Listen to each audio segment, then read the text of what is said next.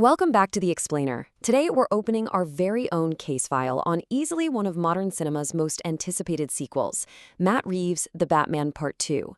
I know you guys have been scouring literally every interview and leak for clues on where this universe goes next, so we're laying out all the concrete evidence right here.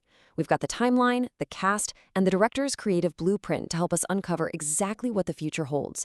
Okay, let's dive into this. So, what exactly awaits The Dark Knight in 2027? That is the ultimate question we need to answer. Because look, the landscape of DC movies is shifting dramatically right now, and Matt Reeves, he is meticulously crafting a very specific, totally isolated corner of it. Where does Robert Pattinson's Bruce Wayne actually go after realizing vengeance just wasn't enough? Who's going to step up to fill that massive power vacuum in Gotham's underworld? We're going to look closely at the narrative trajectory of Batman's next chapter and connect all the dots that are currently available to us. Section 1. Logistics of Part 2. The facts on the ground. Let's move to and see how this builds. Making a movie of this massive scale just takes immense patience. In September 2024, Reeves confirmed they were finally just finishing up the script. Cameras actually won't even roll until May 2026, and they're targeting a theatrical release of October 1, 2027.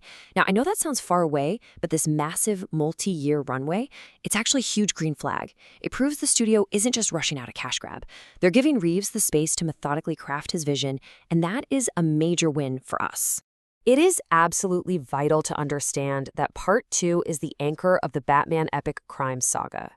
Basically, this is a totally self-contained multimedia universe created by Matt Reeves, and it exists entirely outside of James Gunn's overarching DCU. So no Superman crossovers, no shared universe homework you have to do before walking into the theater. It's an isolated world which allows for a deeply focused standalone story. Section 2. The cast and characters, the suspects. Now, what's really interesting about this slide is how we can clearly separate the absolute certainties from all those swirling Hollywood rumors. The heavy hitters, they are locked in. Robert Pattinson is back under the cowl alongside Andy Serkis, Jeffrey Wright, and of course Colin Farrell as Oscorp.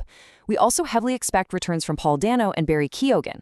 But the rumor mill is just in overdrive lately, throwing around massive unconfirmed names like Scarlett Johansson and Sebastian Stan. Whether those pan out or just turn out to be classic Hollywood gossip, it honestly just proves the sheer gravitational pull this project has for A-list talent right now. Section 3.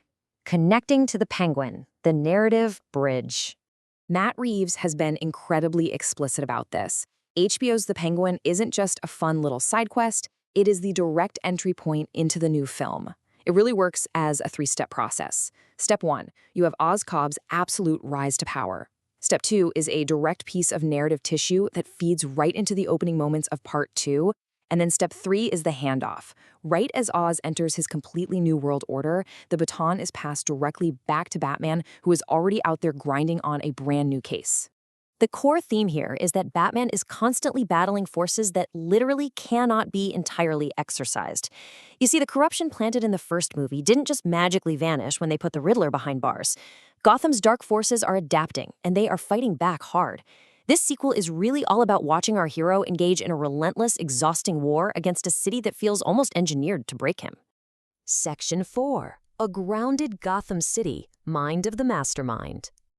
And this brilliantly illustrates what Matt Reeves meant when he promised an epic story about deeper corruption that expands in a way showing us aspects of Bruce Wayne we've simply never seen before.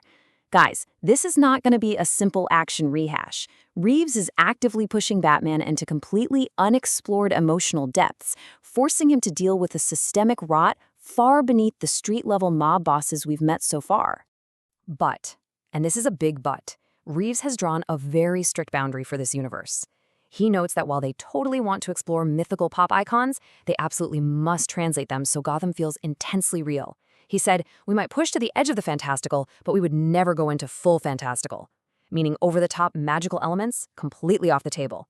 Everything, every single character, must survive in the gritty, grounded reality they established back in 2022.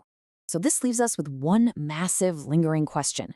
With magic strictly off-limits and the city's corruption running deeper than ever before, which grounded rogue will be the one to push Batman to the edge next?